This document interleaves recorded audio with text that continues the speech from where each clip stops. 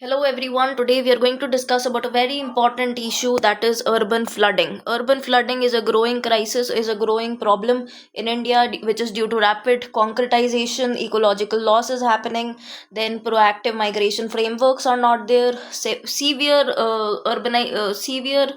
drainage problems are happening due to unplanned urbanization. This we are going to discuss, and how urban flooding is impacting everyday lives.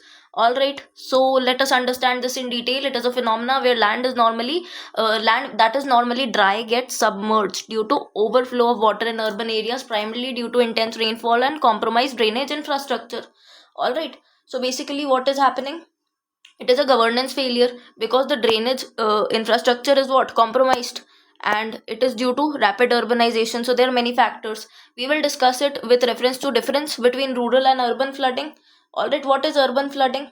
Basically, high volume of runoffs which happen in short duration in the urban areas, all right, of Delhi, Bombay, Bangalore, all right, and then increased frequency and intensity is there. Socio-economic impact is there in the metropolitan cities.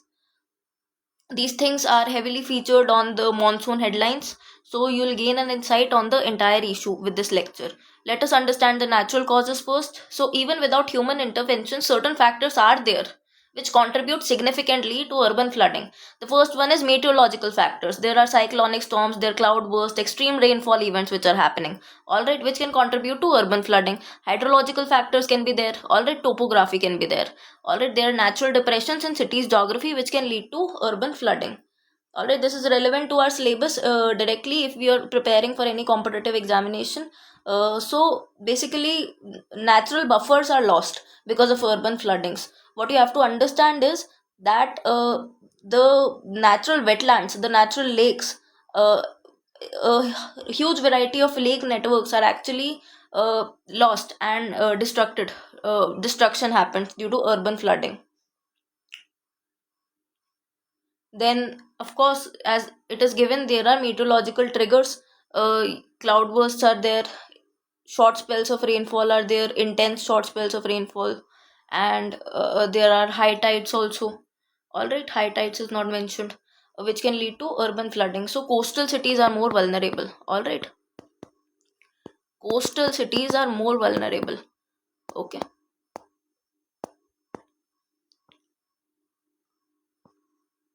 So we recently witnessed a few coastal cities in news when urban flooding was being discussed.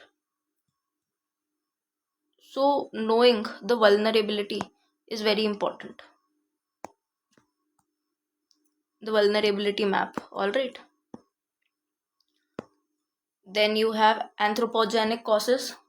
How human beings are causing this problem. Cities are becoming concrete sponges that cannot breathe. All right. This I have written. And I have written this because basically this is what is the reality. We have to network. We have to actually understand the reality and convey it in a few words. And it is very important for us to understand that they are actually concrete sponges that cannot breathe. Alright, so I am adding a metaphorical reference to the cities which is there. Now, see again, there are anthropogenic impacts like rapid urbanization is happening. Alright, basically the permeable soil gets replaced by impermeable concrete, which boosts the surface runoff, like exponentially the surface runoff is boosted. Then there's deforestation, loss of green cover, which reduces natural absorption. And there is impervious surfaces. High usage of concrete and asphalt prevents groundwater recharge, so groundwater recharge is not happening. All right, then what will happen? Of course, encroachment of critical habitations will happen. Again, it will be a disastrous situation as we are talking and as we are observing. And what do we call it? We call it civic failure. So these are the issues we have discussed broadly. Now let us see how the infrastructure and drainage failure is happening first. The legacy systems are present, all right, the outdated systems, which is a problem.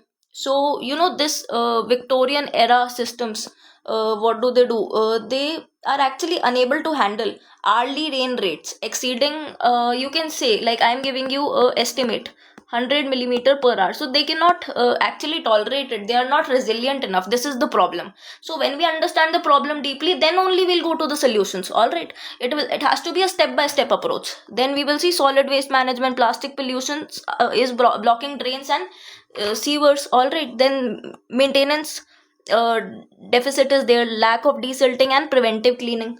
So this is the problem. All right, there are basically construction debris which are accumulated, and maintenance is not happening. Then these lead to blockages. Solid waste management, as I've written, is a severe issue. All right, we can understand it in depth. We can have a half hour discussion over solid waste management. So these are the problems. Now let us understand urban heat island effect and flooding. All right, so of course, yes, there is a connection, all right, between the temperature and precipitation. Cities create microclimates that can enhance rain intensity over urban centers and increased moisture convergence. Then, as I've written, there has to be a synergy between climate change and urban design. So urban design has to evolve. Climate change is like going like this, climate change is happening, but urban design falls short, it is stagnant. All right, we are using Victorian era urban design, which cannot, even the sewage lines are not segregated, which is leading to a lot of problems. This gap is what the citizens feel and call it the governance deficit. All right, governance deficit. This has to be bridged. This is the goal. All right. So, of course, hazard mapping has to be there. Regulatory enforcement has to be there. Only then these problems will stop. Otherwise, we will not be able to become climate resilient. All right. Because what is important is to understand the problem and then solve it with various approaches. Like one important approach we can leverage to solve this problem is community participation.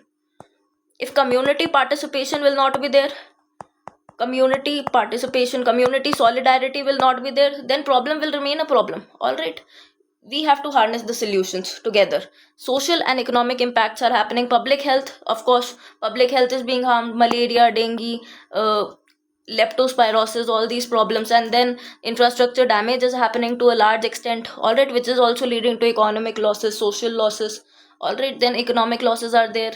Logistics failure, FDI nahi aata, everything like you can point out. So GIS based hazard mapping and automated drain gauges, such proactive solutions we have to develop.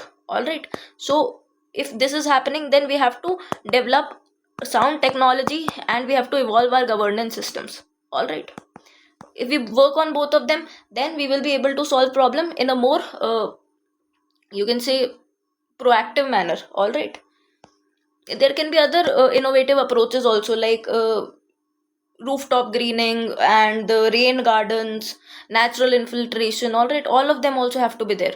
Now I will talk about policy framework and governance. So currently NDMA guidelines are there on urban flooding. All right, there is the 15th Finance Commission. You read 15th Finance Commission report, you will find a lot of mention of urban flooding. All right, what am I talking about? I'm talking about urban flooding. All right, so even if you get distracted, like, come back within seconds. Role of municipal corporations in city planning has to be there. Integration of sustainable urban drainage systems has to be there. All right, so it is very important to ensure functional and financial autonomy so that the such integration can take place. That is how we will be able to leverage solutions. Mitigation strategies have to be there, moving from reactive to proactive approach. All right, as I said, spawn city concept, restoring wetlands, creating permeable pavements. All right, see, adopting nature based solutions like this, permeable pavements I have written, rain gardens I have told you. One important another solution is bioswales. All right, you can read about it. If you do not know, comment below, I will explain in detail. Alright, these solutions have to be harnessed. Technology has to be improved. Early warning systems have to be improved. Alright, what do you do for this? You do expanding of Doppler radars. What did I say, Abhi? Expanding of kya tha? Doppler radars, yes. Integrated urban water management has to be there. All right, yes, for flood hazard mapping has to be there. I told you now, the coastal areas are more vulnerable. Then community and institutional collaboration has to be there. All right, strengthening city disaster management plans. Very important. Public private partnership for resilient urban infrastructure, very important. What will public private partnership do? Of course, it will enhance the speed of the infrastructure development so that resilient infrastructure is developed. Alright, the delays will not happen, institutional loopholes will be solved. So public private partnership has to be there, community led waste segregation and drain protection has to be there. Alright, so we have to shift from reactive disaster approach to climate resilient approach. Alright, and for that we need community participation and institutional collaboration. Alright, so conclusion mein what will we say? I will say that sustainable urbanization is the only path to building flood resilient cities. Alright, so always go for sustainable urbanization for flood resilient cities. Urbanization has to be in a manner in which we take together the solidarity of all the people, and there should be a zero tolerance policy towards illegal structural encroachments over natural water courses, because that is not the way of development. Alright, that is not the way of development is taking everyone together. So urban flooding is not just infrastructure problem, it is a governance and climate adaptation challenge which has to be taken care of. So what were the key takeaways via this PPT and via my presentation you got? You have to prioritize nature-based solutions and strictly enforce environmental compliance in urban expansion. Alright, that is how we will be able to combat our problem of urban flooding. Alright.